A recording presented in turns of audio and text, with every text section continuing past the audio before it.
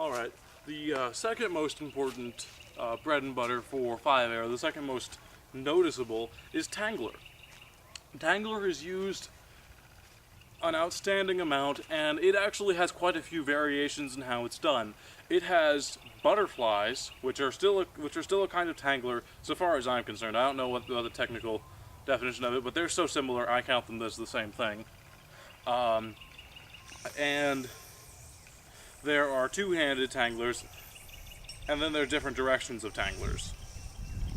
So, what a tangler is having the dice going in one direction and moving the yo-yo at about the same speed in the same direction in a circular motion, producing a kind of fan-like effect, I suppose.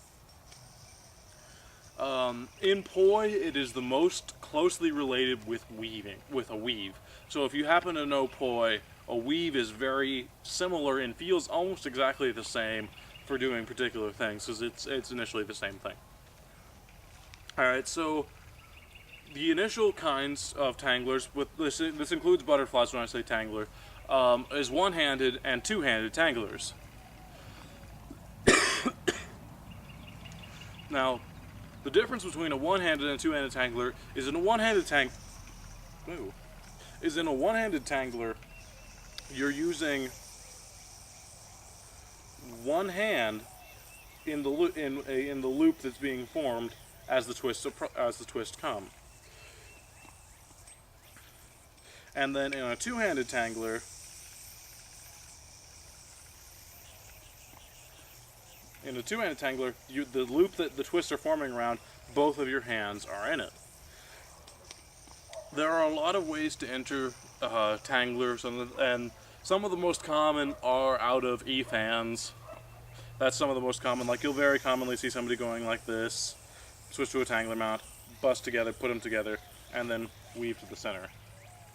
Typically, what people think of as a two-handed tangler is it is in the dead middle, and they're both spinning in the same direction. But note, this is not a two-handed tangler. They are not connected at all. They are not making significant. They are not actually making a tangle, and so that's something that's a common misconception. That is not a tangler. That's at all. There's nothing. That's not even close to a tangler. So, with a two-handed tangler, what's important to know about it is that they're twisting together. So from here, you're going to twist them up, and they have a little twist forming together.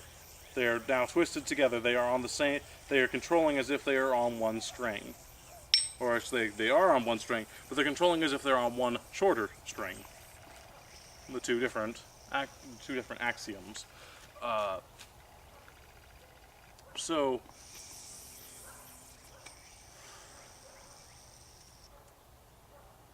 Some common uses of tangler is the reason it's important is it's a score buster. It's something that scores really well in contests, and so people see it and they're like, oh, it's fast moving, it has high tricks, and has high you can go really techy and flashy with it at the same time. And so a lot of people practice it, and they found lots of ways to make it useful, because it's actually a pretty basic concept that wouldn't normally look like a bread and butter, but people like Tyler Severance and actually pretty much just Tyler Severance made it bread and butter. Other people followed in his steps, but he was the real innovator of tangler. There are a few others who did their part, who I'm just forgetting at the moment.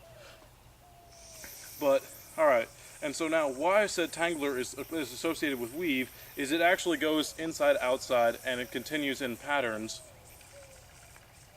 just like a weave does. And initially, I don't have another yo-yo with me to practice poi, but poi, initially, it's doing the same thing. It's just going left and right, or left, right, left, center, right, or right, center, left. There are lots of ways you can use a tangler and do other tricks that are really quite cool.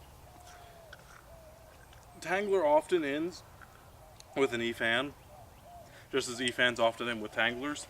The relationship goes both ways. And so something that is commonly struggled with is actually how to get out of a tangler. And so I'm going to start really explaining how to do it with that. To get out of a tangler, you need to keep the dice moving, catch the yo-yo in a trapeze, and then continue like that. There are a few other exits, but that's the smooth one that is not too terribly difficult. So initially, we'll bust into a tangler real quick. So as you're doing if you were doing a one-hand tangler, it's initially to catch. It's initially to catch the dice, and then continue the yo-yo into a trapeze. That's initially what you're trying to do. There's not a lot of explanation for it, but the initial, if you watch the previous fan tutorial,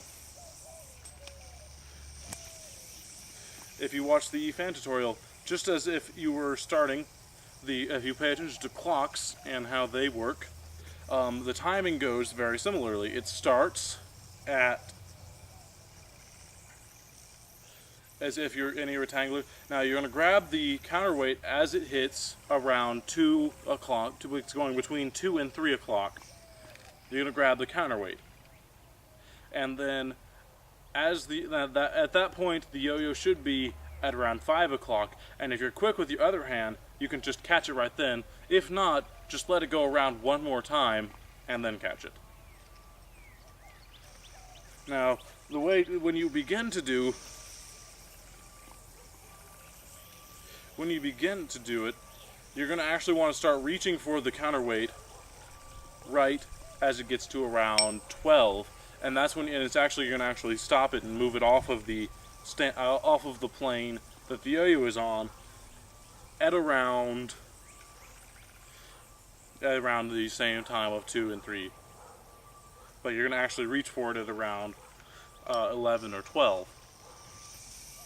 And then the yo-yo at that point should be exactly opposite, and you should be getting ready to catch it as it comes at. So if it's 11, it's at 5, which is 6 hours afterwards. And then at that point you should have a little bit more time to react and catch the yo-yo in a trapeze E-fan. And the same thing works for counter trapeze if it's going the opposite direction. It'll just look like this when you end it instead.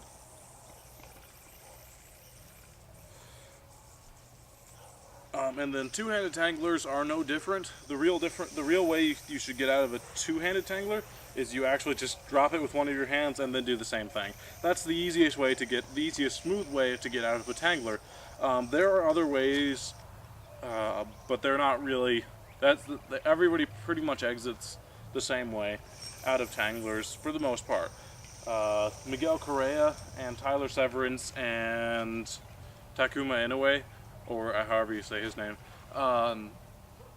exit out in their own ways that are complicated. But as far as most 5A skilled 5A users tend to exit out in that way. Or some people actually are real lazy about it, and they just go here and then they just stop and then do something else. Okay, so now ways to get into tangler is, again, whenever both of them are moving in the same direction in any point, whether it's a 360 or an E-fan. Whenever in an E-fan, if you're going clockwise, you're in an undermount, pop out of it, boom, tangler.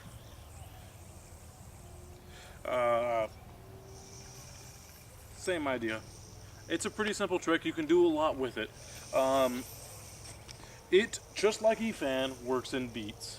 It has 1 beat, 2 beat, 3 beat, 4 beat, and whatever in the same matter. It actually is more important to understand the beats in a tangler because you actually say 1 beat over here, 1 beat in the center, 1 beat on the outside, and then turn around and do it the same thing over here.